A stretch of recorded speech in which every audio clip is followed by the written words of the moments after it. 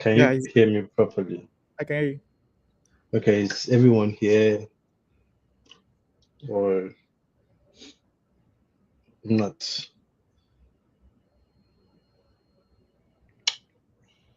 People that are sending me this framing, I want to see people that sent me this the assignment.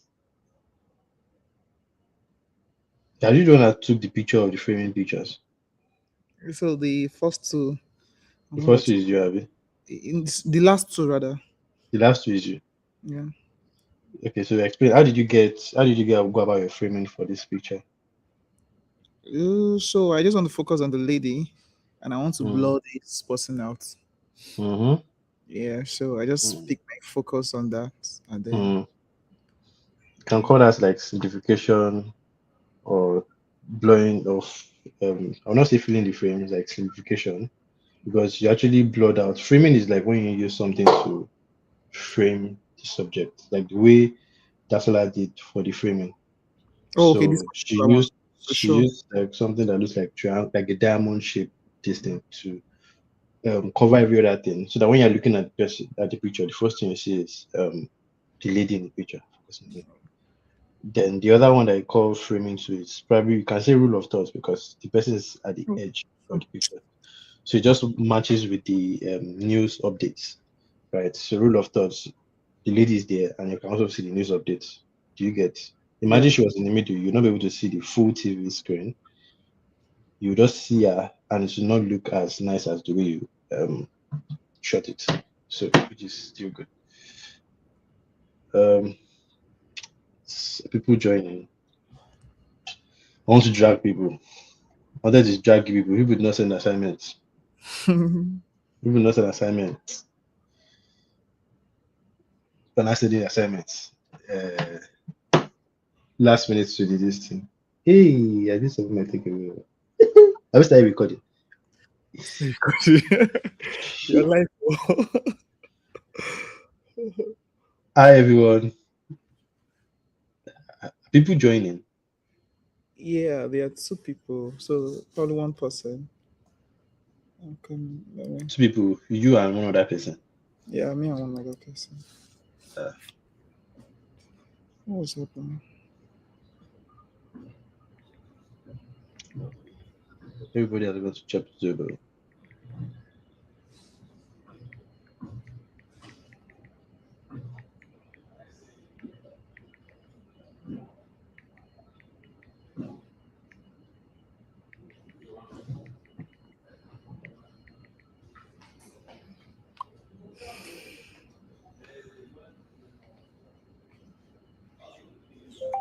Okay, Dasola is already online. Hi Dathela, how are you? First of all, well done. You did an amazing job. Um, thank you for sending in your assignments. You're the only one that I'm proud of. Oh, sorry. Ologun said his own after, but I don't know. He's sending me what he has done since. No, not Sizzle. I didn't. Okay, I see this pictures today. But just had in mind that okay. okay, I need to submit the You assignment. you shot it The only, today. the You only thing I did, casted. I didn't watch through the video, but I took the picture this morning. I got Okay, something like this. I just volunteered to take some people's picture. Yeah. okay, okay. Move back to Dasola. Dasola, well done.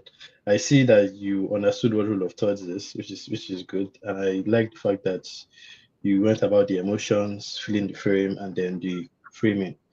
Even Balogun did not get framing, but you understood framing, so which is good, and the rule of thoughts, so which is good. Uh, well done, Dasola. Great work. For every other person that's going to be watching this video, your assignment has doubled. You need to send me everything you did not do before. You need to send me times two of all the assignments I said you should do. And I don't know if I should start now or we should wait till 8:10 before we start because this is going to be a practical-ish session, and I don't want to not get it. So yeah, eight Yes. ten. They will go back to watch the recording. You know? If you go back to what we did last class, Abby, Like they will go back to watch the recording so we can start because of time. I should start. If anybody asks me a question, I'll answer anybody. I'm joking, sure, but either ways. Um,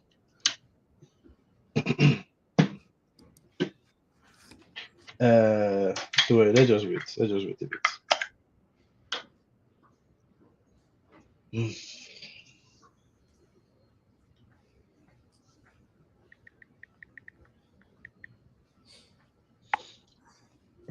Let me join the chat. How to connect my YouTube?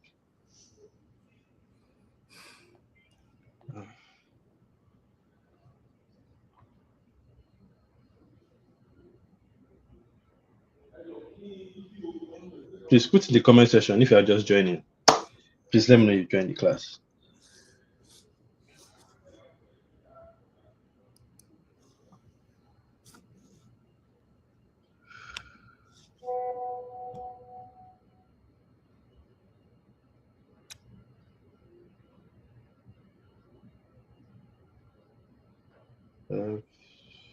So much to do today. Okay. Tasala, since you're the only one I know that is here, I'm Balogun. What did you learn from the last class? If you can open or mic yourself, let me know. Let me see what you've learned the last class. Come on, let me send out the private link. Just add it to the chat. So anybody that can, is that possible? Yeah, so I can share the link I share with you. So how that's all be on standby here. Okay.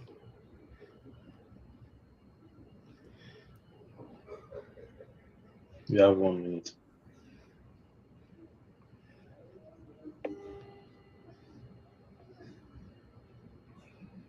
Yeah, let's just join through the link I share with you now. Join through the link I share with you now. Yeah, hi, Tasala, we can hear you.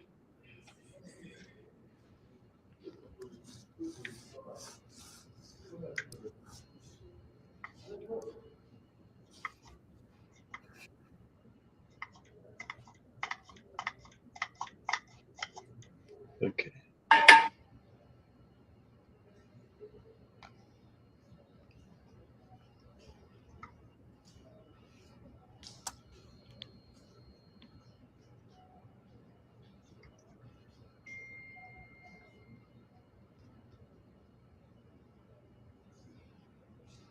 Okay, Definitely has not said anything.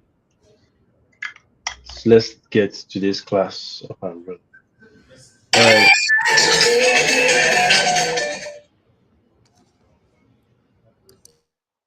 Yeah, Definitely is busy. Don't worry, you don't have to join anymore.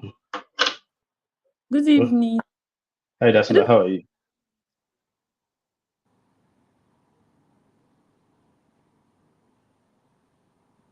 Hello. Hi, we can hear you. Okay. Yeah. So thank you so much for the last class. Yeah. So I learned about composition. The thing is, I really want to know much about the composition aspect, the emotions, and also that's why I'm so focused about my assignment, and I was able to get that result. Thank you. I am proud of you. Great stuff. All right, so let's get into today's class. Today we'll be doing. I'll be teaching you guys how to take pictures, right, with a professional camera. First things first, before we go into the exposure triangle, I'm going to kind of teach you guys what manual mode is. Manual mode is like people try to use the auto mode, people try to use the program mode or the TV mode or the AV mode. Well, that is for anyone as a beginner. And I know you guys are beginners, but like I want to just take you through the pro process, which is the manual mode, so that I can understand how to use the aperture, shutter speed, and ISO. But down is just by the way. So first things first, I'm going to show you how to hold the camera. Right. I'm going to scroll to my documents on how to hold the camera, but like I'm going to show you how to hold the camera. First things first, you have your palm, your right hand, right? Because that is where your grip is going to be for most cameras, except you pre-order a camera that has left grip. But most cameras have their grip on the right. So first things first, you have your first, how do I put it? Your this part of your hand, this part of your hand is for holding the camera, right? So you hold the camera this way, and then you can use this one to adjust anything you want to do here. This your, we call it index finger. I don't know what you call it. Is to take pictures, right? You can use it to take pictures here. You can use it to scrub here, do anything you want to do here, while these three are holding your camera, right? So holding it, you can see that it is pressed against my palm. So you throw the camera this way, you press this one to take your picture. Now, your thumb is to adjust anything at the back of the camera here. So if I want to adjust anything here, I want to press anything here, or I want to adjust anything here, I want to do anything here, all I will do is I'll just use my thumb to do anything I want to do here. Now, that is for holding the camera this way. Now, to now balance, you need to use the palm of your second hand. The second hand is supposed to be there to hold the camera so that you don't shake. So say, for example, I want to take a picture, depending on whichever one you're using. You're using a DSLR. If you're using a DSLR, half the time you actually have to hold it this way. If you're using a crop sensor, if you are very good with balancing yourself, you might find a different way to do it. But that is for professionals, for pro people, but for you that are just starting out, carry the camera and hold it this way, right?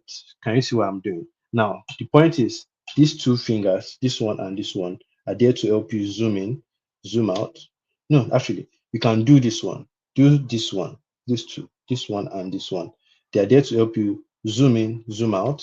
While this one is if you are going to do manual focus or auto manual focus, which I'm going to talk about later on. You can use it to do your manual focusing, or like half the time you can either use these two or these two to either zoom in or zoom out. This is probably going to be my, depending on where your focusing ring is. Actually, that makes sense. Depending on where your focusing ring is. Now, for other cameras, the focusing ring might be in front, but for this camera, the focusing ring is in front here. It's at the back here. Sorry. So I can use these two to zoom in and this one to focus, do my focusing ring, but like you don't necessarily need a focusing ring. We'll talk about that in a bit. So go your camera this way, right? And then when you want to take a picture, you bring your eyes to the viewfinder here, right? And when you take your eyes there, you can see what you're about to take a picture of, and you just take a picture. Does that make sense? And the other thing is when you're about to take the picture, right? You ensure that your arms are close to your body so that if anybody shakes you or if anybody pushes you, you are holding your camera and you're gripping it properly. So when you bring your eyes to the camera, you take your picture, cha cha cha cha cha, right? Does that make sense? You can zoom in, zoom out. And if you're the only kind of person that's using a mirrorless camera, we are not using the viewfinder and you want to use your screen, which is going to be here, which is your LCD, you can just be doing like this to take your picture, to zoom in, zoom out, and take your picture. I hope that makes sense. Now let's go into the other parts of day.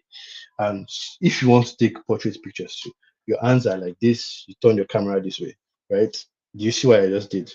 From landscape to portrait, and bring it to your eyes, zoom in, zoom out. If you're not using the viewfinder and you're using the screen, do the same thing. Does that make sense? So moving on to the technical part of today, which I hope I do my best to explain. I'm so sorry. First of all, I'm so sorry. I should have started this way. First of all, I want to say a big thank you to Prophet Pastor PD, to the leadership of Caleb Dada Ministry for the opportunity to teach the photography team, or teach photography to everyone. And let's say a quick word of prayer. Father, we thank you for today. We thank you for your message. Thank you for your grace. We thank you for your love. We thank you because you are righteous. We thank you because this meeting is going to be an amazing one, and at the same frequency as which I'm teaching, everyone is receiving it and understanding it. We thank you for the last class that so much wisdom was shared, and everyone is taking on from the classes, and then they're going to use it profitably for the kingdom of God. Thank you, Jesus, for answer prayers. And let's start. So today we'll be talking about the exposure triangle. Now imagine how many people, if you play football, you might probably understand this well. I'm not really sure if I'm using a good analogy, right? For footballs, yeah, for people that play PES, FIFA, and stuff, or if you watch football, right? When you watch a play, when you see a player's, will I say Venn diagram, right? You will see attacking, speed, pacing, what else? Dribbling. You see all those things, right? Now, when they say a player is a complete player, right? The let's say pentagon. Yeah, the pentagon is five-sided. Yes, a triangle. or shape, 5-sided shape, it will look like properly, what do you call it, adjusted or aligned. Now, if the person has more pacing, or they have more shots, or they have more speed, you will see that the um, diagram or the shape will tilt more, or we like the angle will tilt more to that place than the other parts. So let's say the person is not good at defense. So it could be like, oh, this person is good at speed, but the defense is not that great. So it's not going to be straight. It's not going to bend like this.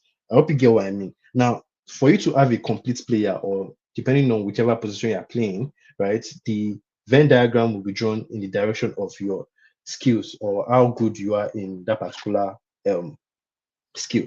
Now, we will not bring it to exposure triangle. Exposure triangle is important for when you want to take a picture. You want to expose your image in such a way that your aperture, shutter speed, and ISO are working in tandem, so that your picture comes out the right way, depending on the vision you are going for. Now I'm going to go through the triangle. I'm just going to show you the triangle. I'm not going to explain it yet, right? Where's my triangle?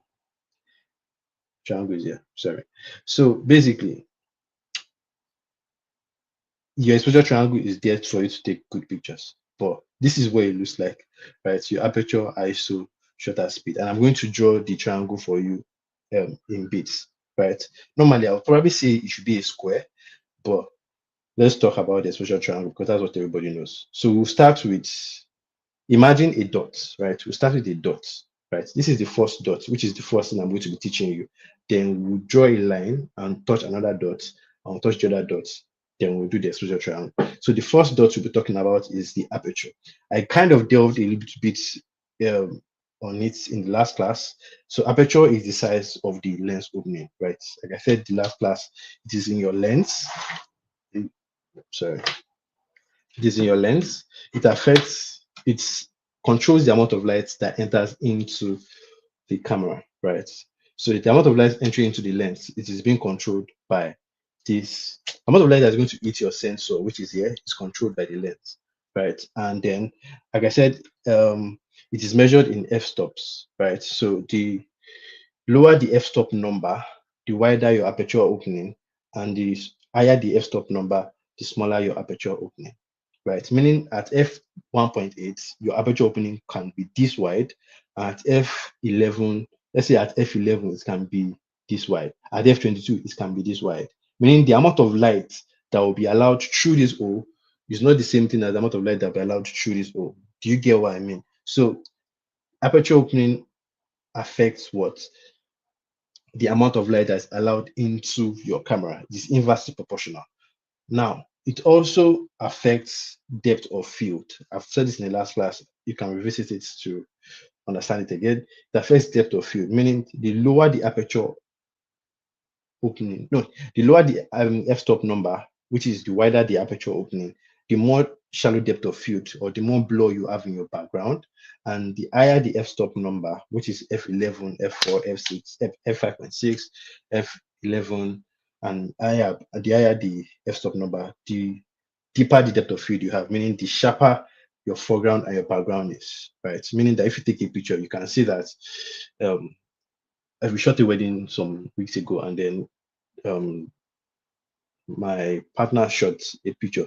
And when I checked the picture, what I wanted to edit it was like f11. And I'm like, yeesh. You can see that the couple and the background are sharp.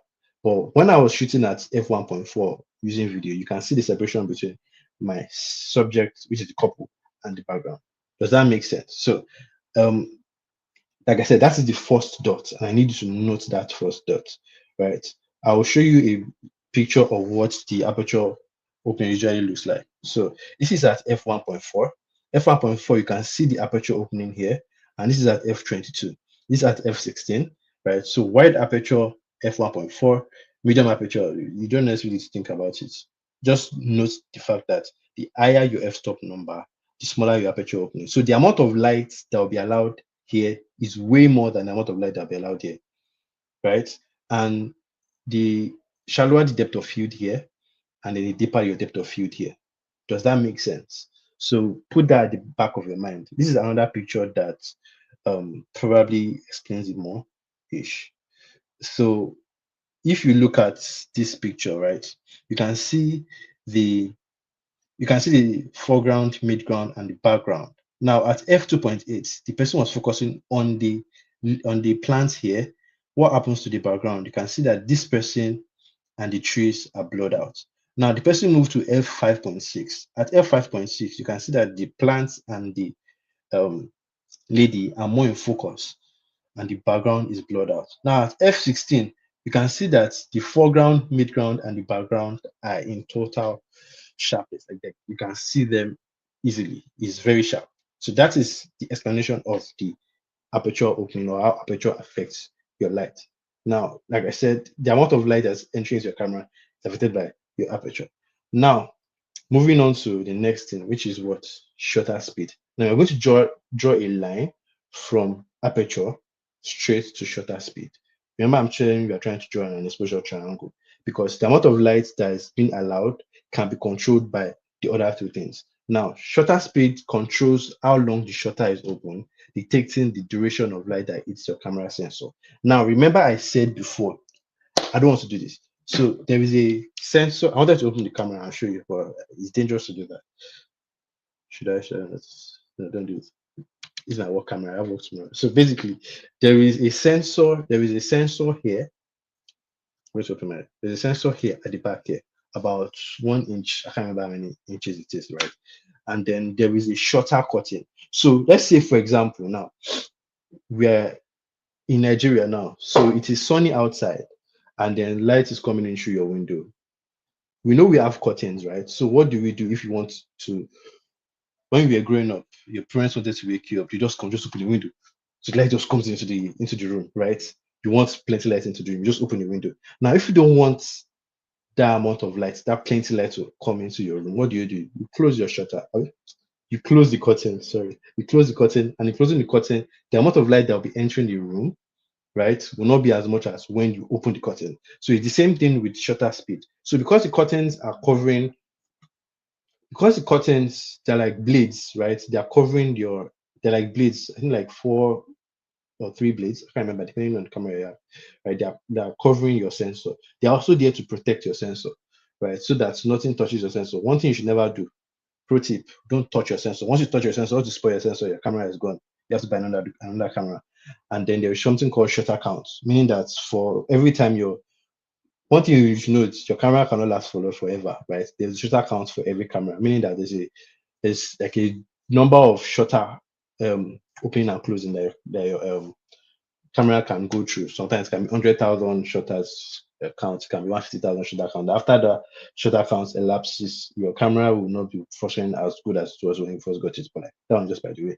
So basically, when your shutter is in front of your sensor, now the light that is coming in that you've controlled, depending on if you want plenty light or if you want small light. Now the light is hitting your shutter curtains here. Now for you to take the picture, when you press the shutter, the shutter will open depending on the time you've put it for. You open for that time duration and then close. Now remember I said shutter controls how long the shutter is open, dictating the duration of light that hits your sensor, meaning that it is measured in seconds.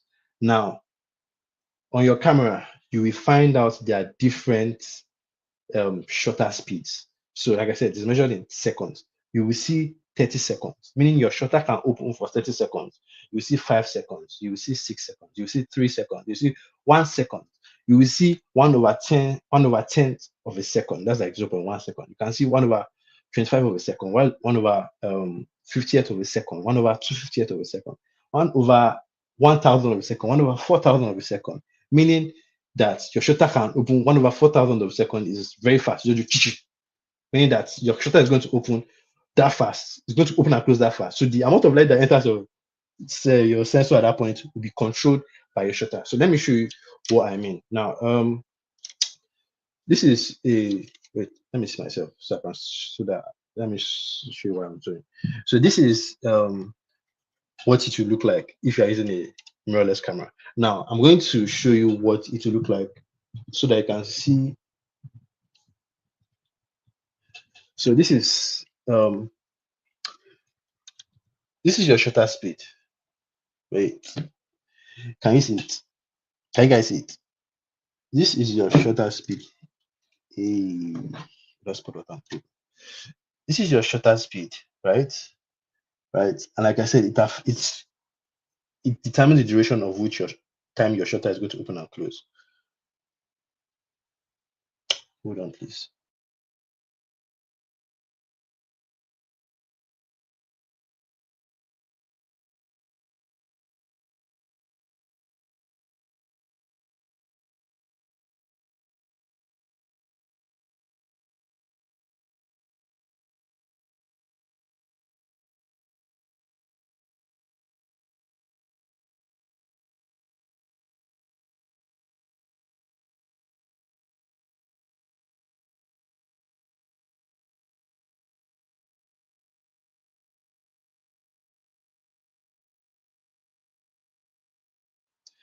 Sorry about the breaking transmission. I did not Okay. want This want one's that to confirmed. touch. I did not want that to touch any of the gadgets. So basically, this is your shutter speed. Yeah. If once I start scrolling on the shutter speed button, which is the shutter speed button here, you will see what happens, right? There is 1/125 of a second. You can go as low as you can go as low as 30 seconds, right? You can go as high as this is 1.6 seconds, this is 1.3 seconds, 0.8 seconds, 0.5, 0.3. You can go as high as 1/8,000 of a second. If you calculate 1/8,000 of a second, 1/8,000 of a second is, excuse me, 1 divided by 8,000. That is 0.00125 seconds. That's very fast. That is 1, 2, 3, 4. That's 1.25 microseconds, right? That is really fast. So depending on the shutter speed you want, depending on the environment you are in and what you are going for, your shutter will affect the amount of time it will take for that light that's coming from your lens to be captured on your sensor. That is what's point 2. Now, shutter speed also affects how sharp your image is, in the sense, no. I'll not say how sharp your image is. Yeah, I'll say how sharp your image is in sense of time freezing.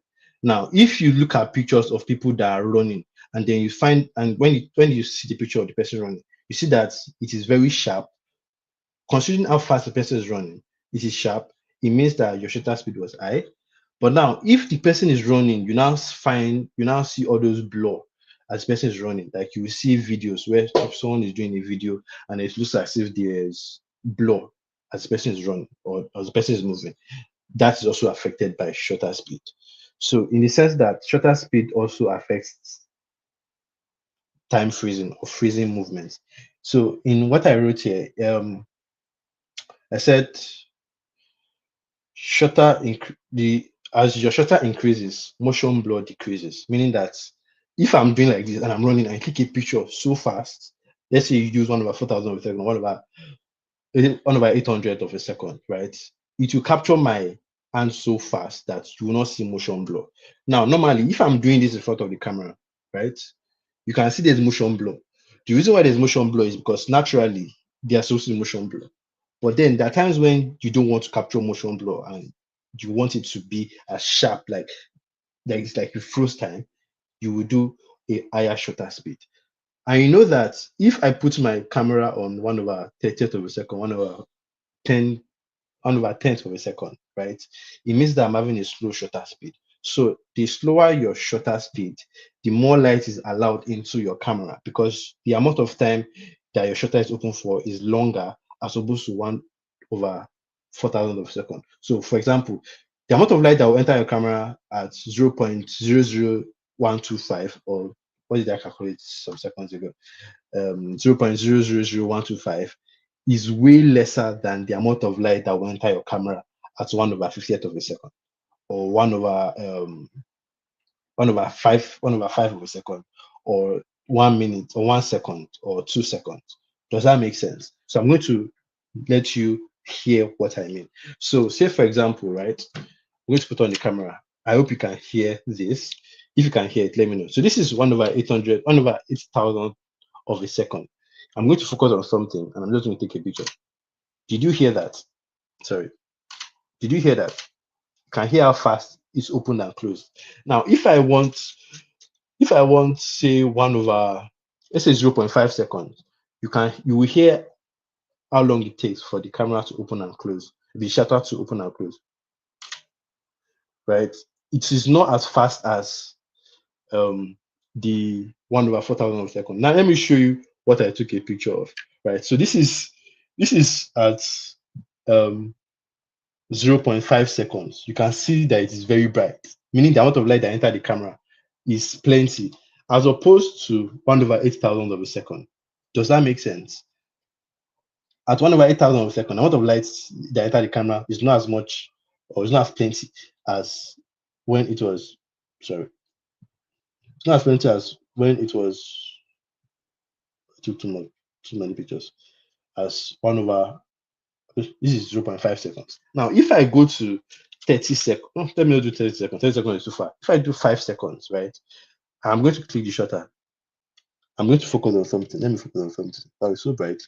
Let me reduce my, this thing. Let me just do something.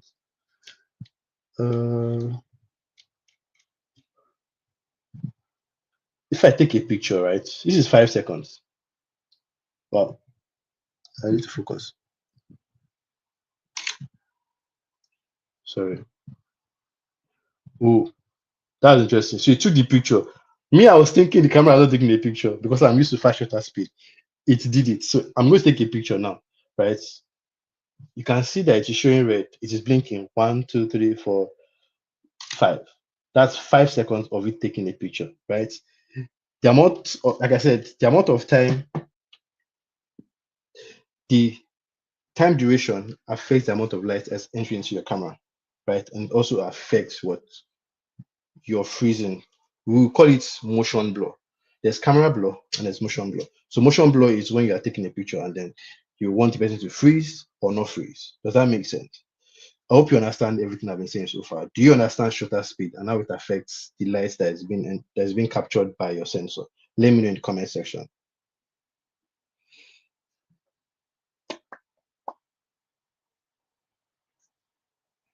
You've drawn a line. Let me know in the comment section if you understand what I'm saying. Your aperture is controlling the amount of light that's entering into your camera, depending on how wide or how small your aperture opening is.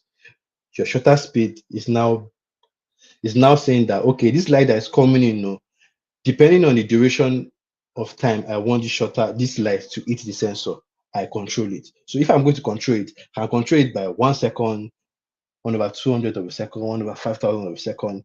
And one thing, which is a pro tip you need to know, is we as human beings, we are very prone to body movements, right? Nobody is, except you have been in photography for a long time, or you do something that requires you that your hands is balanced. Nobody really stays like this for too long. Your hands are going to shake one way or another.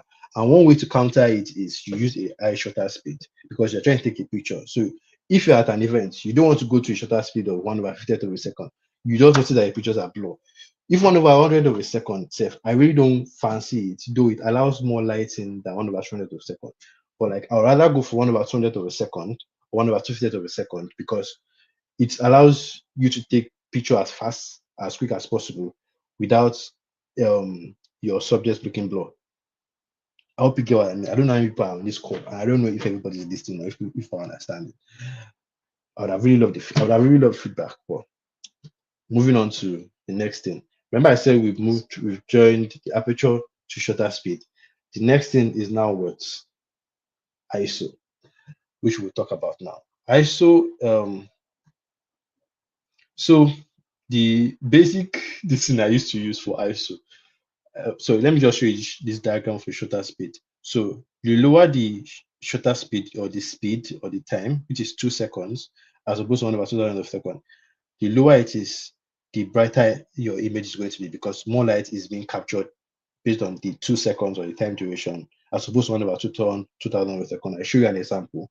And I also show you noted that the blur motion, right? Motion blur is basically the lower the shutter speed, the more blur you see on the person you're taking the picture of, as opposed to when you have a is it, will I say faster shutter speed? I'll say faster shutter speed because it is actually less time as opposed to 2 seconds. Do you get what I mean? So one about 2,000 a second, you capture your subject as fast, as quick as possible without motion blur. Now going to ISO. Now ISO, let me use this analogy. I use it quite a lot. Right now, if you want to fry chicken, right, and then you put your frying oil inside, you put your cooking oil inside your frying pan, vegetable oil, any oil you want, right? You put it in your frying pan. Now, if you immediately throw your chicken into the frying pan, right? What happens? You don't hear anything. It just drops inside it because the oil is not hot, right? Now, if I put that same oil, I put it inside the frying pan and I leave it for 5 minutes. I said, like, oh, I leave it for 5-10 minutes. I just go outside. I said, let me come back. Let me quickly go and buy eggs and come back. And immediately I come back, I just throw my chicken inside. What happens? You hear shh, like everywhere splashing oil everywhere. Pee, pee, pee, pee. Yes, basically, your oil is now more sensitive as opposed to when you just put it chicken inside. It's not as sensitive as when you left it for 5 minutes. Now, ISO is the sensitivity of that your camera sensor. You know, light is coming from outside.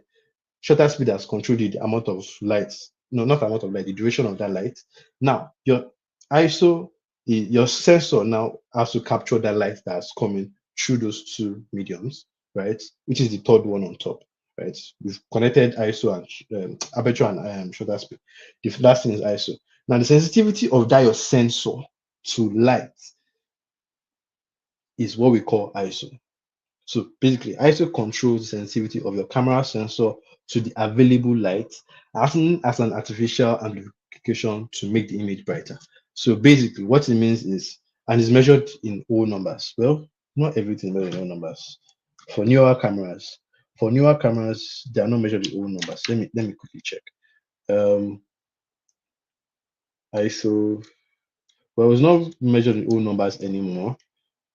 There is, because this is 100, 200. For newer cameras, there's 100, 125, 160, 200, like that. But back in the day, it was 100, 200, 400, 800, 1600, and just multiply by 2. So in the sense, 1600 times 2 is 2400. Yes. So what's how that now affects is the higher your ISO number, the more sensitive your sensor is to light. The lower your ISO number, the less sensitive it is to light. But then one thing you need to notice, the higher your ISO number, and because your sensor is now more sensitive to light, it will introduce grain and noise into your picture. Grain and noise are all those dot things you see in pictures. Let's say you take a picture in the dark and then you see some red dots, white and red dots on your picture. It means your sensor has been heated so much, or it has gone to a high aperture, high shutter, high ISO, that it is now being affected by noise, by heat. So heat is now causing the noise on your picture. So most times people say go with lower ISO numbers because your picture is not going to come out with noise. But then we are now in an age and time where there are AI noise reductions. So those things which we call grain is also noise. There are AI noise reduction softwares that when you take your picture at say 25,800 or 25,600, which is a very high ISO number, when you take it into your editing software, it can help you remove the noise, right? But most times I would rather say stick between 400 and 800. But down is just by the way. Reading what I wrote here, moving from ISO 400 to ISO 800 doubles the sensitivity, while moving from ISO 400 to 200 halves it. So basically, like I said, the higher your ISO number, the more sensitive your sensor is to light, and the lower your ISO number, the less sensitive it is to light. So this is a picture example. So at ISO 50, you can see that it looks a little bit good. At ISO 800, it is still fine, right? But it is brighter than at ISO 50. At ISO 12,800, you can see that the picture now has noise. It is way brighter because your sensor is now more sensitive to light, and then there's more grain noise in your picture. So you can see this line here. So the lower it is, everything gets darker, smooth, crisp photo. But the higher it is brighter and um is more inclined to have noise or grain. Now, to explain the what do you call it, the exposure triangle in detail, your ISO, aperture, and shutter speed all work hand in hand to ensure your picture comes out right. Sometimes your ISO will probably have to go deeper. Like, remember I said, talked about the player. Probably the player is better in dribbling, and then probably better in what do you call it, in pacing. So it's the same analogy with exposure triangle, in the sense that you can, okay, let me explain it in this way. There are different types of triangles. There are equilateral, there's equilateral triangle, there's isosceles, a right angle triangle. There are different kind of triangles, right? Now, what makes it interesting is sometimes you cannot have an equilateral triangle, meaning that all sides are equal. Sometimes you might have an isosceles triangle where your ISO is probably at ISO 800, your shutter speed is at f2.8, and your aperture is f2.8, your shutter speed is 1/200th of a second. Depending on whichever one you have to use, or how three of them work hand in hand to make your picture good. Now, let's do a scenario. This is a test. I wish this is much more interactive because I want to hear people talk, or I want to get feedback. So, for example, we are in this kind of room, right? What do you think my aperture, shutter speed, and ISO will be to ensure that you are getting this bright picture? If anybody wants to go ahead, let me hear your thoughts on it, and let me see if you did get everything I talked about, because all three of them have to work hand in hand to ensure that I get a bright picture. So, for example, you see my face, it's dark outside. These are the two sources of light, this light and that light, right? So I want to hear if anybody will give me something that will work. And you have to ensure that I'm still sharp, right? There is no motion. There's motion blur, but like not too much motion blur, because this is a video. But then you want to take a picture of me. Does anybody want to give me feedback? Let me hear if you get anything I've said.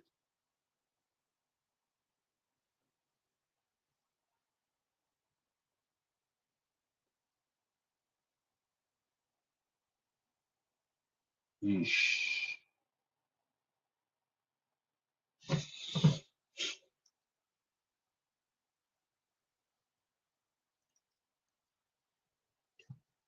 Okay, so I'm okay. ISO 200. Okay, what will your shutter speed be? Thank you, Dasola. What will your shutter speed be, and what will your aperture opening be?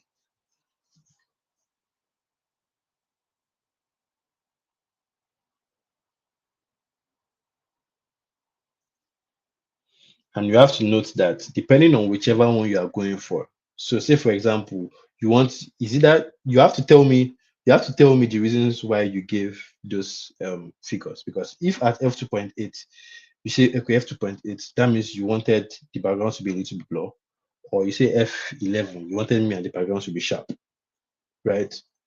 What shutter speed? Why did you give me that shutter speed? Okay, I shutter speed this and this and this. I wanted you to be this and this and this.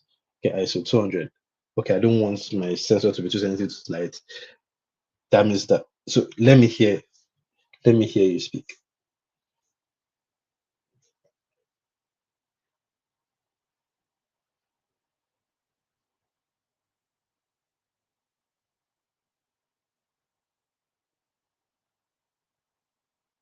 I'm still waiting, Dafala, for shutter speed and your aperture. Yeah, it's like mathematics. I'm sorry, it's like mathematics. You have to think about it. It's interesting. It's not hard. Trust me. You can do this. Just have to think about what you want, and then because of what you want, you have to now take your settings in the direction of what you want. Does that make sense?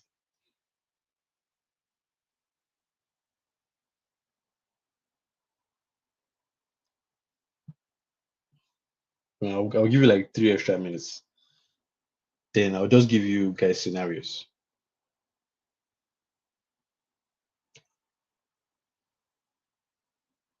Okay, so I'm waiting. Give me your shutter speed and aperture.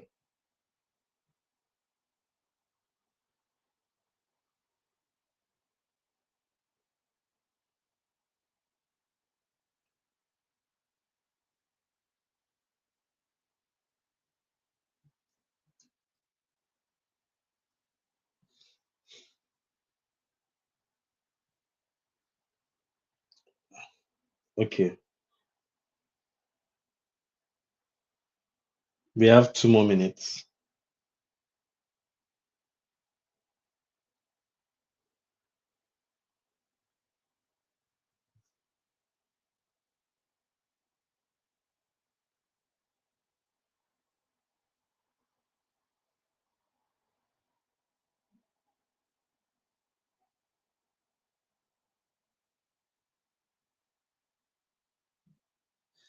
Since I'm not hearing from anybody, I'm just going to give you a scenario. So a scenario is, let's say I'm going to use this room, right?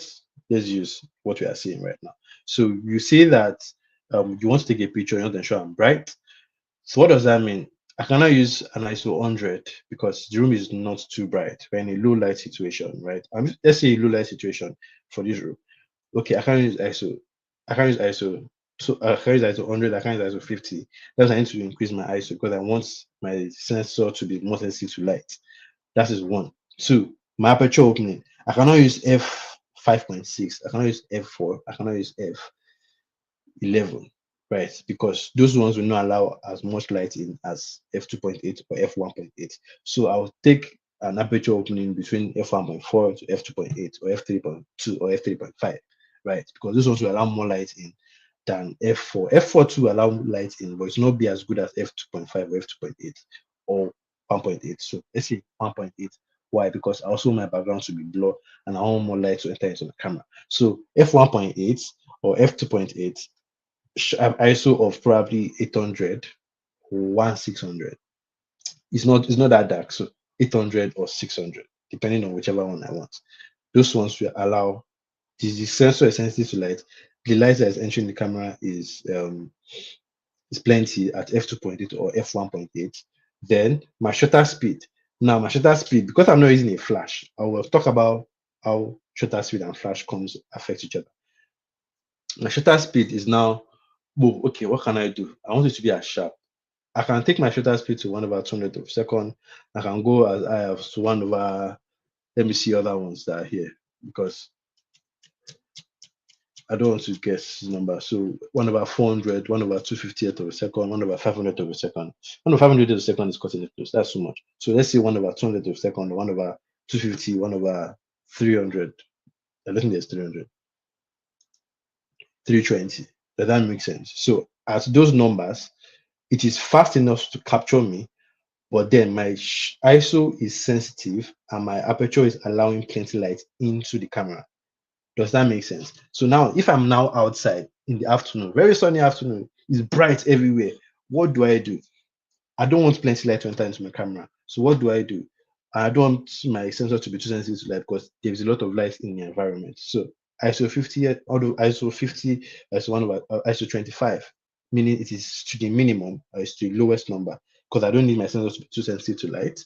Aperture opening, depending on whatever I'm going for. If I want to blow out my background, right, I can still stay at f2.8, f1.8, knowing that it is allowed plenty lighting.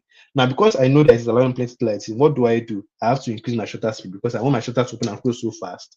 The amount of light that's been allowed into the camera is not as plenty. It's not as much. Does that make sense? So if I go at 1/1000 of a second, right, the amount of light that will capture will not be as plenty because the shutter will open and close so fast. But then I'll have my subject being in focus and the background is blurred out and my camera is not too sensitive to light. But there's also now another alternative. let's say I want my person and the background to be sharp. So let's say I'm doing F 5.6 or F11. Let's say I'm doing F11. What does that mean? And I still want to keep my ISO to the lowest number because I don't want to be sensitive to light. I can keep it at one ISO 50, increase my aperture opening to F11. But what does that mean? I need to take my shutter speed lower to 1/200 of a second, or 1/100 of a second, 1/150 of a second, because it will allow more lighting in that duration, ensuring that my subject is still sharp and my subject is still well exposed. Do you get what I mean? So my subject and the background is sharp, right? My ISO is not too sensitive to light because it's in the hot afternoon. But my shutter speed is now, because at F11, the amount of light that's entering into your camera is not as plenty. But at 1/200 of a second, it is the duration of time it takes your shutter to open and close is way longer than 1/1000 of a second. Does that make sense? Do you get what I mean? So that is two different settings depending on whoever or depending on whatever you want to go for per person. So the exposure triangle would have gone towards it probably be well exposed or well situated for ISO, but then to go further for shutter speed or aperture, depending on whichever one you're willing to sacrifice or whichever one you're willing to move to the end of the triangle for your image to be well exposed. I hope you get exposure triangle. If not, ask me questions. Now we are going to go into mastering focus, right? Focus points are the points within the camera frame that locks in onto the subject, right? So each camera has different focus points, right? For DSLRs, I think DSLRs used to have like 9, right?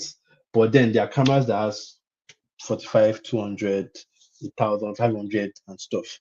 Now I'm going to try and see if I can show you guys what an example of focus point is. Okay, on this camera, right? Okay, an example is what you see on your screen, right? These are focus points depending on what you're trying to aim for, right? I'm going to show you. Hope you can see what I'm showing you. So I come here. I feel I want to go to my focus point. So each camera has where you can find the focus point. So you have to find yours for your camera.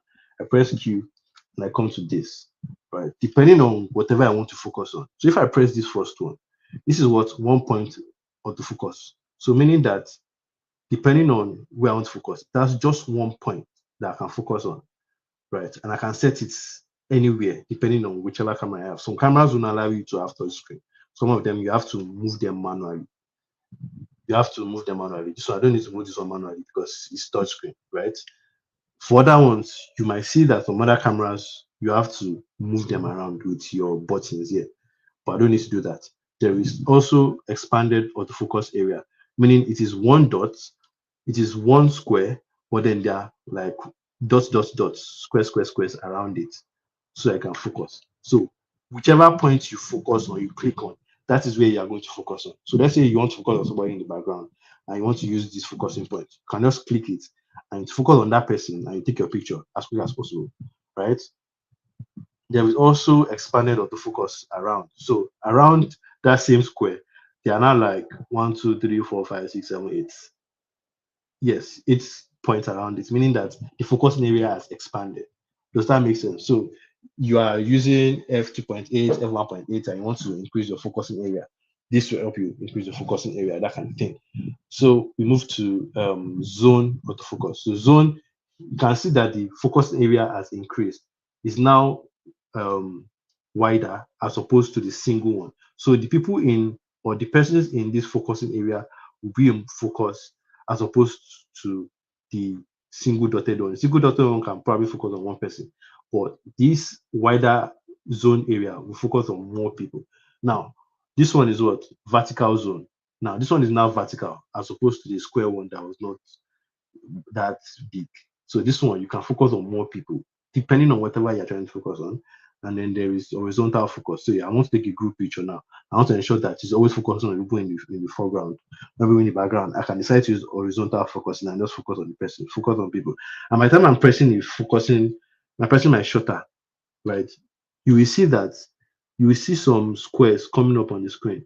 So small. That means that's where it's focusing on. Does that make sense?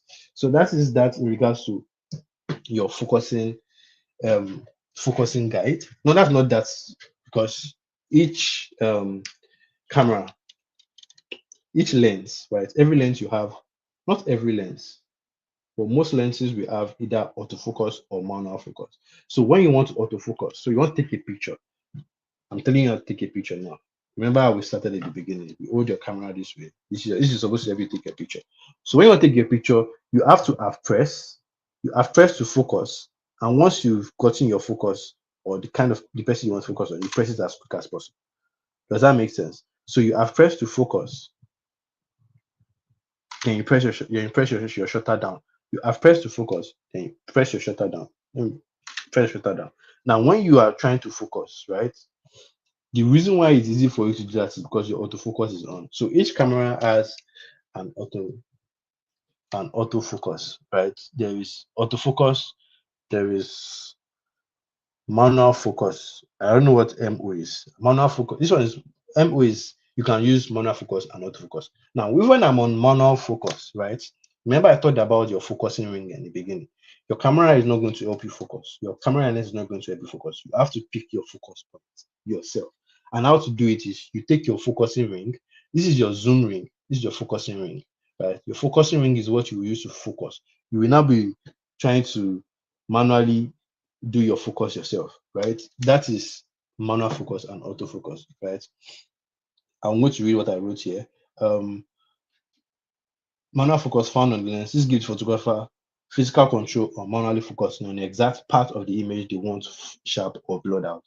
So you're the one in charge. But for autofocus, you allow the camera to focus for you, typically targeting the brighter parts of an image based on your selected focus points. Remember what we talked about focus points? I already showed you focus points and how to access it on your camera. So you have to look for your camera's own focus point yourself. Do you get what I mean? So let me change my focus point.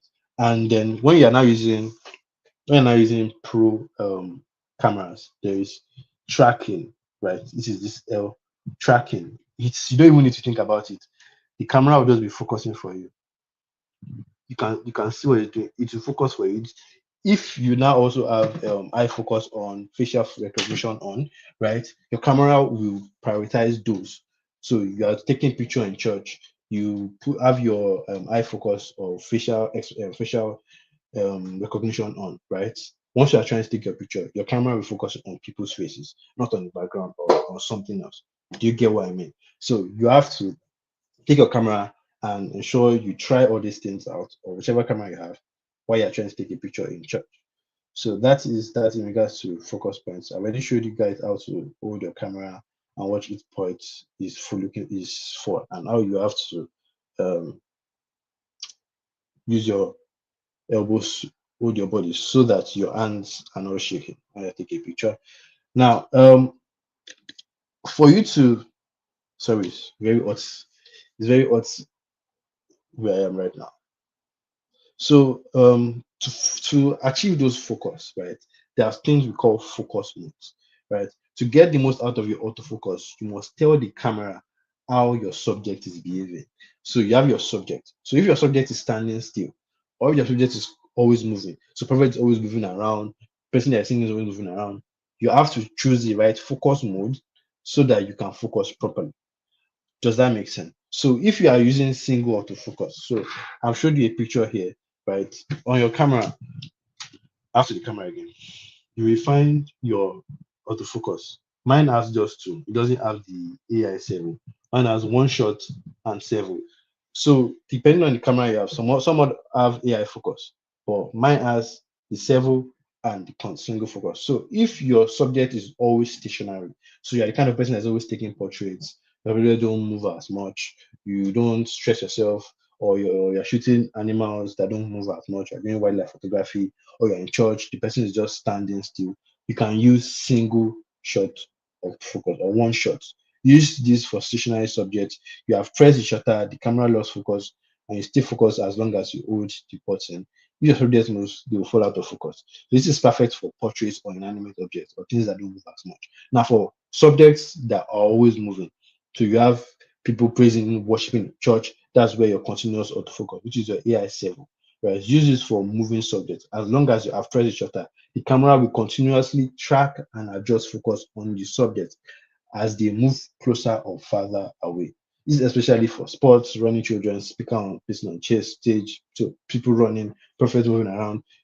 You it's better to put your camera on AI 7, right? But this is AI. The last one is automatic, which is AI focus. The camera decides this for you. It starts in single shot, but automatically switches to continuous. So this one, it will switch between one shot and AI 7 for you. So that one, you don't have to think about it. Each of the objects is stationary, not as it's not moving as much. It will move it to single shot. Now for Canon, those are the ones that it has. For Sony, right? Sony has one shot AI 7, and it also has single autofocus, continuous autofocus, automatic autofocus. That one is for Sony. It has a different focusing system, which is very robust. And people will tell you that the best autofocusing camera is probably Sony because their autofocusing system is very, very great. So that is that. Now to image quality and file formats. One thing you will hear a lot of photographers say, or what people are always saying, is always shoot um, raw. Now, this is the scenario I'm going to give to you. You want to cook, I want to cook, right? We go to the markets, we get meat, right? Now, raw is more or less like you are get depending on what you want to. Me, I want to make steak. I want to make steak that has gone through grilling, frying, and all those things. I want to do it myself, right? Now I go to the market, I buy meat, and I take it to my house and I go through my process. But you say you want to eat suya, so you go to the market and go to meet an aboki. Alpha, my guy, give me suya, right? The suya that the aboki is giving you is what we call JPEG. The raw meat that I want to buy is raw because I can do whatever I want with it. I can say I want to cut the meat into two. Okay, this part I'm going to do it for steak. This one I'm going to I can even say the steak must be half cooked. This one, I want to do stir fry noodles. So I'm going to use my meat. I'm going to fry it. I'm going to boil it. I'm going to do everything. So depending on whichever one you want, right? This is where image quality and file format comes in, right? I will always advise pick or shoot raw.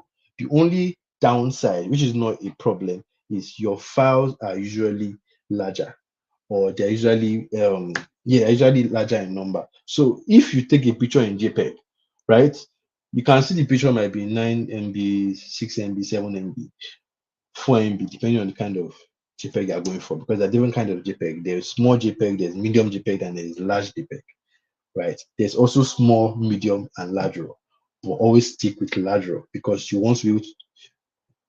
Now, the reason why I want to say you should pick raw is you want to be able to tweak or work on your image without having any issues. Remember, they've given you suya. You cannot turn that suya to steak. You cannot turn that suya to stir fry. Yeah, you can use it for stir fry. You cannot turn that suya. You cannot turn that suya to grilled, no, to fried meats because they've already done everything for you. That is the issue with JPEG. You don't have the leeway, you don't have the freedom to tweak your image as much as you want or as much as you can, as opposed to raw images. The raw images will give you everything such that you can work on your color balance, your exposure or lightness. You can also edit JPEG, but you will not get as much freedom as you would raw images. So let me explain the way I wrote it down here. So JPEG joins photography experts group. You don't necessarily know. And somebody is going to ask you. It is the default output for many cameras. Files are compressed at the moment of capture. They've given you your suya. They've given you your fried turkey.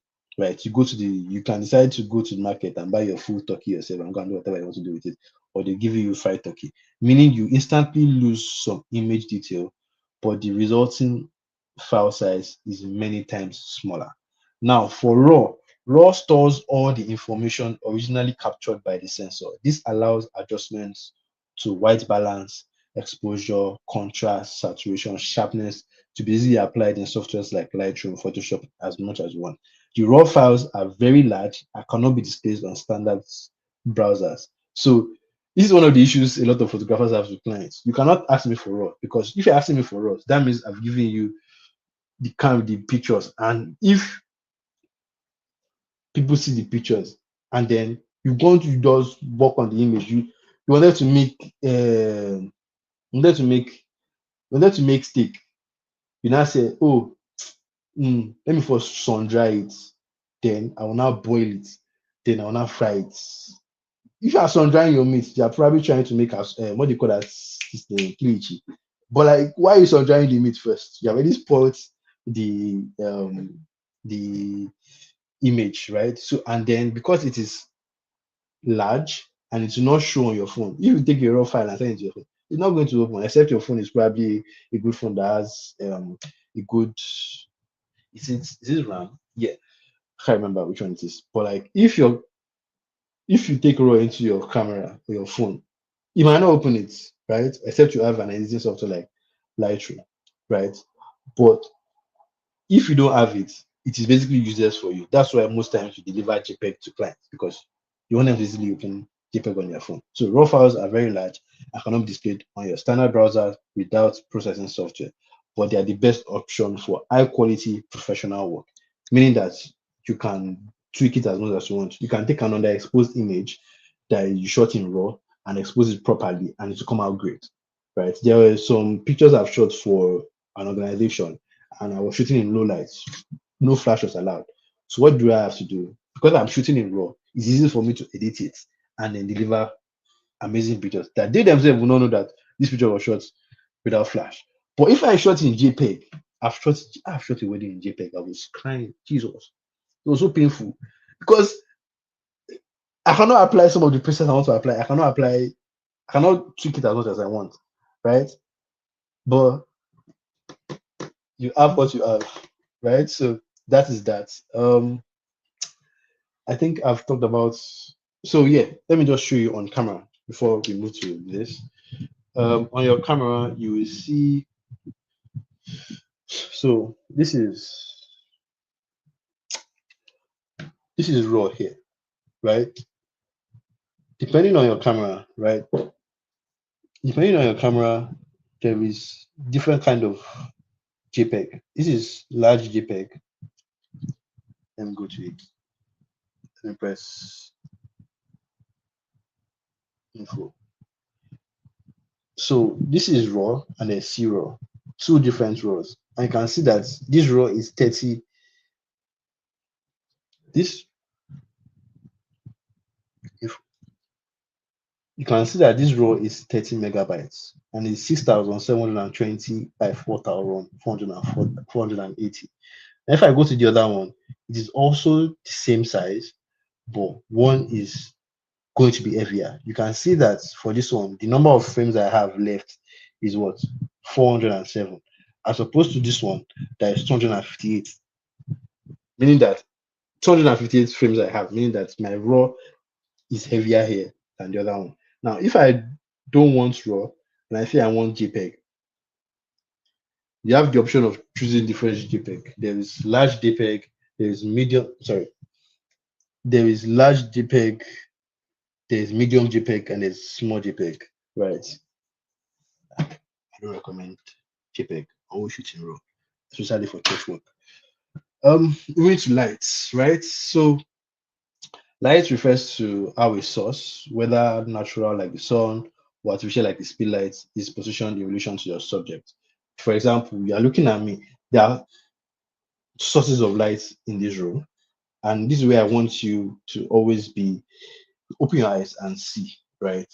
Wherever you are, look for where the source of light is coming from. For example, there are two sources of light in this video session or this session that we have this bulb light here and we have the screen light, right? Because this light is coming from my screen, is white, it's bouncing on my face, right? Israel said it's raw saves, man. Trust me, shoot raw.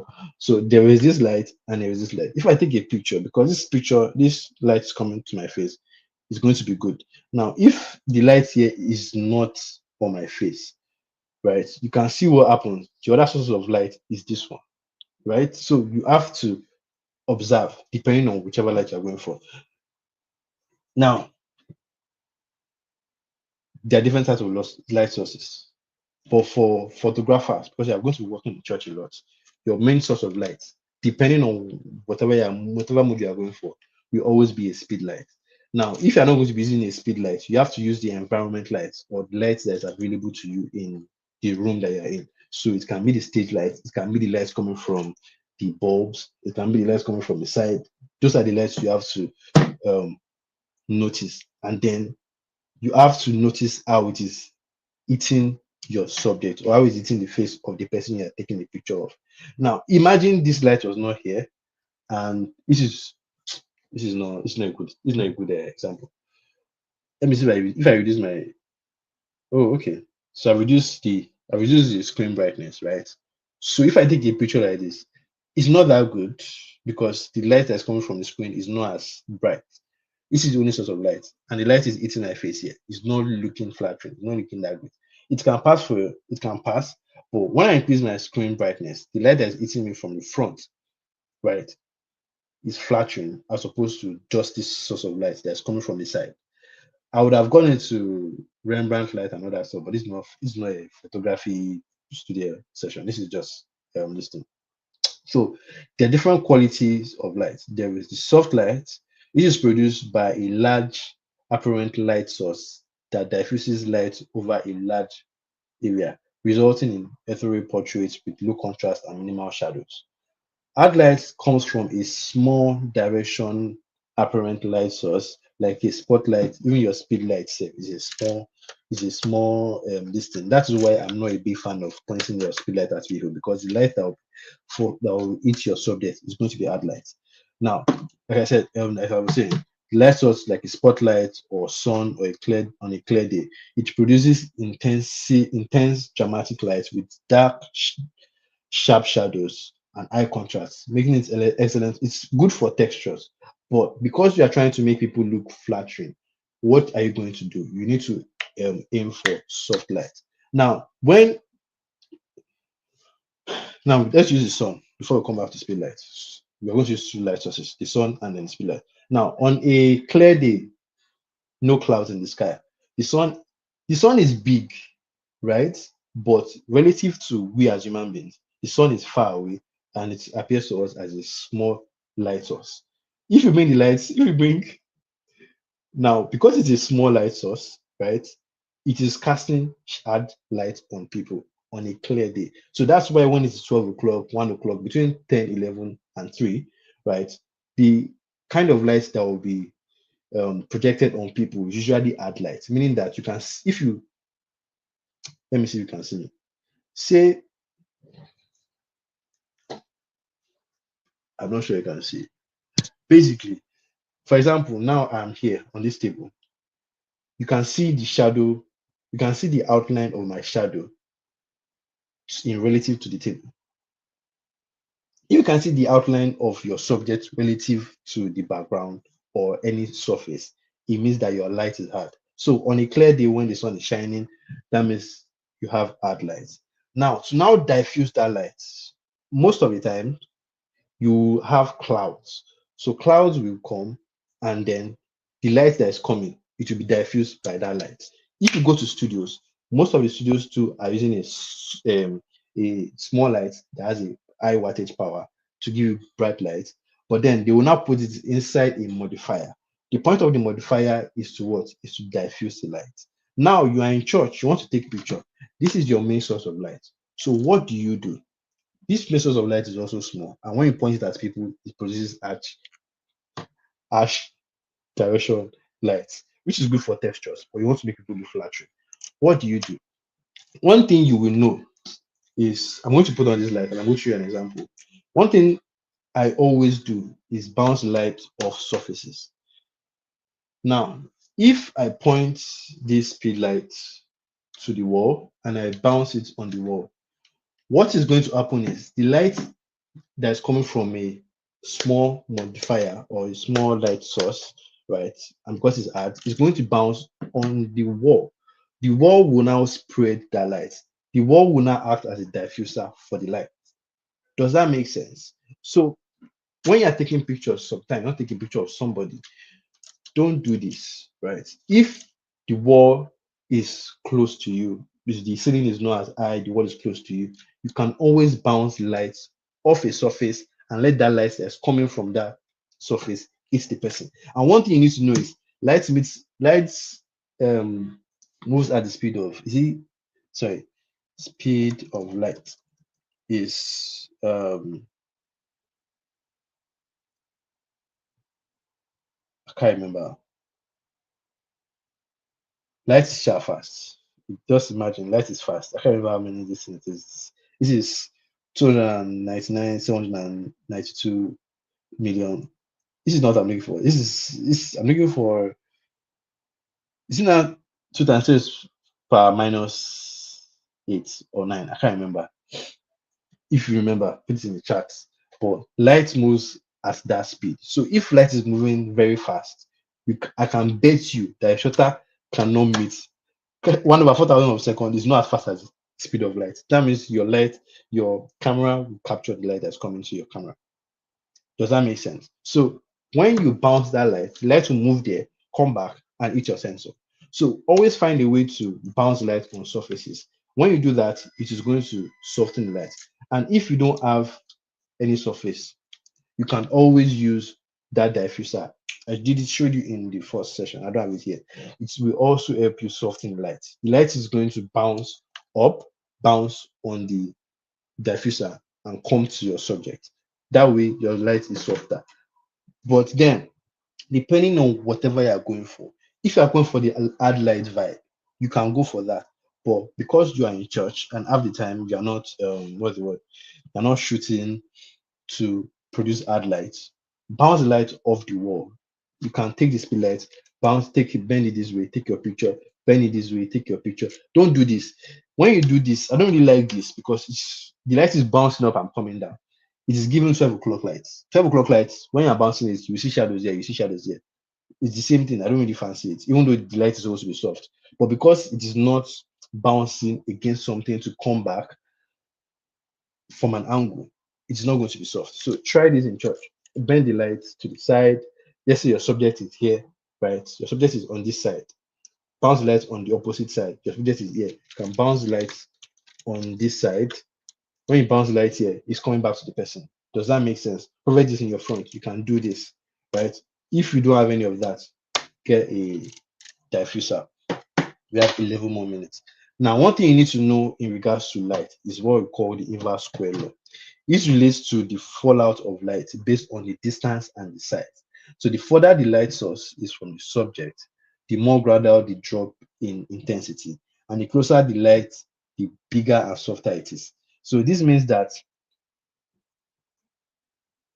I'm going to show you a visual expression. Can you see this light on my face? It is very bright. Now, if I move back, the amount of light that is supposed to hit my face from the screen is not as plenty like when it was closer. Does that make sense? I'm closer to you. Fall off of light means that the closer your light source is to you, right, the softer it is, and then the brighter it is. But the farther away the light is from you, the less light is falling on your face. Does that make sense? So it's the same thing with speed light, in the sense that you are in church service, right? Now, you're using a 70 to 200. 70 to 200. There are 200 milliliters, right? There's 200 meters, 200 meters. I can't remember which one. 200 meters. Now, depending on stage, there is no amount of power your speed light will have. Well, except you're at 1/1. So, sorry, every speed light has power intensities, right? The higher the sorry, the higher the denomination number, the more powerful your speed light is, or the light that will be generated from it is, and the lower it is, the less strong the amount of light that's coming from here is, if that makes sense. So at 1/128 of a second, 1/128 of a second, the light intensity will not be as much as when you are at 1/1. 1/1 is too much. This thing can spoil. The light can spoil. So you also need to know that your light too can spoil. And then the higher the intensity, the more battery is being consumed, right? So always have a midpoint, 1/8, 1/16. Those are your good points. Now to the other parts of what I was saying. Now, if I was shooting Prophet on stage and I'm shooting at 1/8 of the 1/8 intensity on my speed light, and I'm at 200, remember the light fall off because the light is going to bounce around where I'm shooting. It is not going to reach Prophet because at um at um focal point or 200 meters, I am very far from Prophet. But if I am at 24, 50, close to Prophet 70, right, the lights will still reach his face or the person you're trying to take a picture of. But if you're at 200, 400, you have to make use of the available light, which is why when those people are shooting, they're shooting at a concert or church service and they're using 70 to 200, and they're shooting 200, right? You know that you are going to keep your aperture opening at f2.8, your shutter speed at, I'm coming to that. Your shutter speed has to be, hey, this is a lot. Your shutter speed has to be times 2 of your aperture of your lens. Hey, this is hard. It's not hard. So, but then it doesn't work every time. So if I'm using natural light and I am shooting at 200, right? Focal length of 200, right? My shutter speed has to be times 2 of that focal length that I am in. So I am shooting aperture opening of 200. My shutter speed has to be nothing less than 1/400. Once you go below that, there is very high possibility that you are going to have motion blur because your hands, when your hands are going to move, but because your shutter speed is not as fast as your focal length, it is not going to be sharp. But what makes it interesting is if you are now using a speed light, your speed light and your camera cannot go above 1/200 of a second, 1/250 of a second. If it goes above that, you can try it. It's an experiment you will try, an assignment you will try. If it goes above that and take a picture, you will notice that your shutter blades are showing in your picture. So you will now see some parts is black, some parts is bright. Why? Because for um when your lens, your speed light is on your camera, you cannot go above a particular shutter speed, or else your picture is going to come out half black, half bright. But then there's a solution, but we are not doing that here. Just cap it at 1/200 of a second if you're using speed light, or 1/250 of a second, depending on if your camera can do it or if your camera can take it. So if you do above 1/200 of a second, you will notice that there are blacks on your picture. So half is black, half is bright. If you are going over 400 of a second, but if you are 1/200, 1/258 of a second, right? I feel like I've bombarded everybody too much, and I've been spreading. But let's come back to to the picture with what was I even saying? Sir? Can't remember what I was saying anymore. Um, Inverse square law, right? So you have to note the density of your light that you want to, and then in some cases you might have to bend the light forward just a little bit because the person is probably far from you and you want the light to hit the person. But then, like I said, because when you take a picture, you are bending the light, you're turning it. Because light moves very fast, your sensor can capture it. It's a lot of technical this thing I've given you. And we are trying to do this in 3 days, and the last day is supposed to be for editing only. So I'm trying to chalk down so much knowledge on you guys in limited time. We have 4 minutes. We are down to white balance. Now, one thing you need to note is every light source has a temperature. It has a color, right? So all light sources have an associated color temperature measured in degrees Kelvin. White balance is the process of correcting this color temperature so the white parts of an image appear pure white in person. So for example, if I'm wearing white, right, and because this light is, let's say, tungsten, right, it is like candle light or it's like sunset light, it's brown, right? It's going to give me, my clothes is going to look warm or orangey. But on your camera, there is an opportunity to correct that. So I mean, I'm in this room now. I'm in this room, right? And then the person is wearing a white shirt. I want to correct it. So I'll go to my white balance. There is auto white balance. You don't have to think about it. The camera is going to look at the scene for you and correct it for you.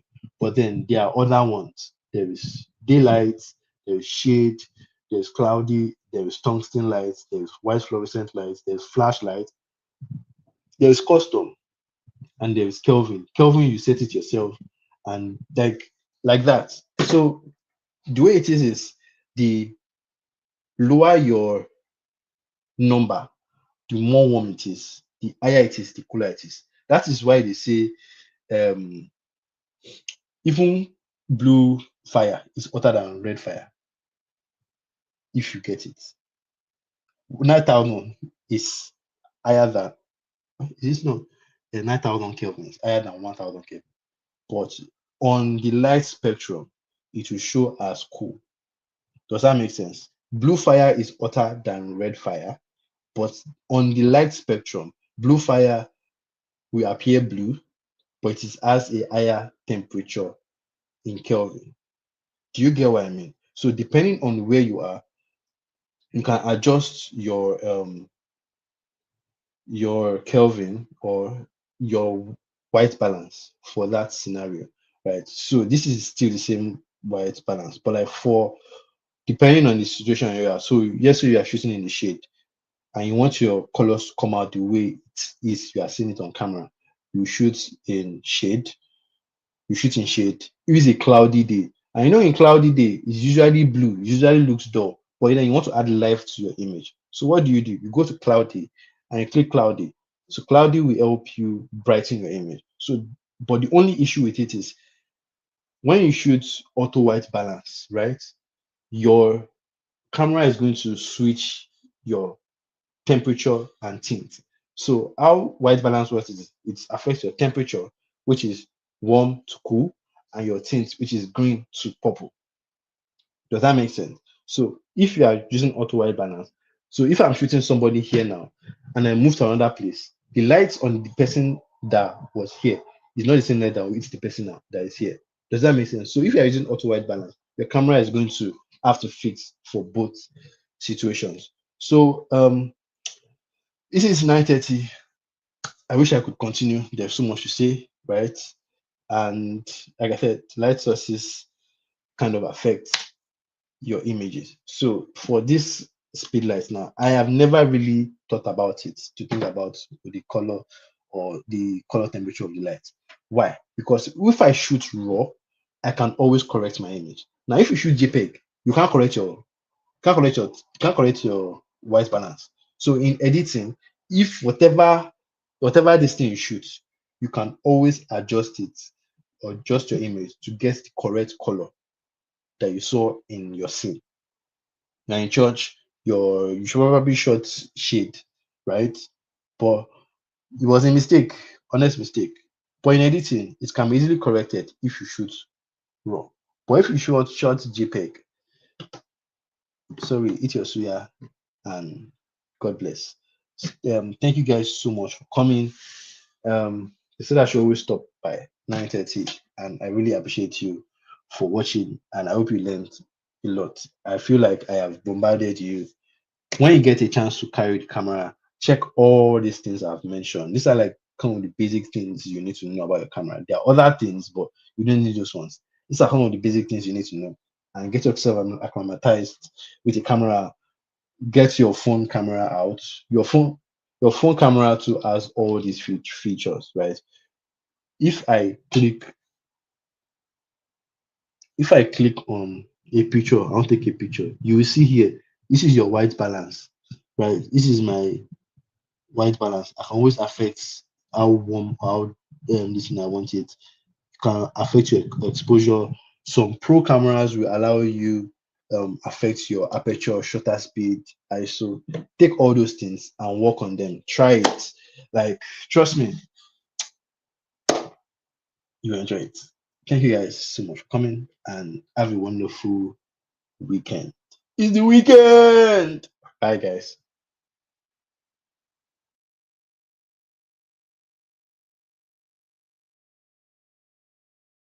Ali, thank you Balogun. so very much, Ali. We really appreciate. What a night! Come on now. Thank you so much. So we promise. Ali, did you give us assignment this time? Assignments. Yes. Now. Assignment one. Only Dasola is exempted. No, Dasola is not exempted for the assignment because there's a new assignment. For assignment, we'll go to the last assignment I gave you and show you do everything. Second one, go to every picture you see. If you have access to the raw, check the metadata. So for every image, there's a metadata. Or take a picture, send it to me. Check the shutter speed, aperture opening, ISO on the image. If you go to your camera roll, right, every picture you take on your phone has these things. Go through it and let me know how. So, for example, this is a night picture, right? ISO 255, shutter speed 1 over 33, and f2.8. Explain to me how each of them affects your picture, or take professional camera, try it, and tell me how each of the ISO aperture this affected your image. And then I will see you guys in the next class. 2 assignments for everybody that not do it. I wanted to come and drag everybody, but Dasola helped. Balogun to help small, but because it submitted his assignment. So submit your last assignment and this one. Like I said, take as many pictures as you can. Mr. Etim, I Go have through. this now. I submit assignment, Mr. Etim. Yes, that's what good for me. Great, great. Give Balogun to give Balogun to a gift. So he submitted. He submitted after class started. But please give him gifts. So, but that's all I said I will do. So thank you so much, everyone. And I will see you when next are we seeing? That's on Monday, on the 17th. Wow. I will see you on Monday. Bye, guys. Bye. Good night. Good night, Peace. Okay, no, I will see you in the end.